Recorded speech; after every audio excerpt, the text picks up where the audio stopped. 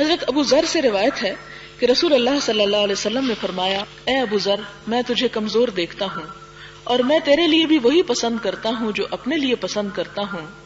کبھی از خود 2 آدمیوں کا بھی امیر نہ بننا اور نہ کبھی یتیم کے مال کا والی بننا، یعنی کوئی ذمہ داری اپنے اوپر نہ لینا، کیونکہ میں دیکھتا ہوں کہ تم اس ذمہ داری کو پورا نہیں کر سکتے۔ حضرت ابو ذر رضی اللہ تعالی عنہ سے مروی ہے، فرمایا، میں نے عرض کیا، یا رسول اللہ صلی اللہ علیہ وسلم، کیا آپ مجھے عامل نہیں بنا دیتے، یعنی گورنر نہیں بنا دیتے؟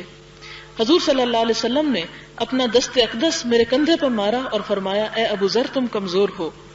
اور وہ امارت یعنی یہ گورنری ایک امانت ہے، اور وہ قیامت کے دن رسوائی اور ندامت کا باعث ہوگی، یعنی اگر تم اس حق نہ ادا کر سکے، مگر اس شخص کے لیے نہیں جو اس کو حق کے ساتھ حاصل کرے اور اس کے تمام حقوق ادا کرے، وہ تو رب عرش کریم کے سائے تلے ہوگا۔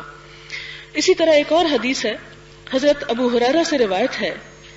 کہ حضور صلی اللہ علیہ وسلم نے فرمایا،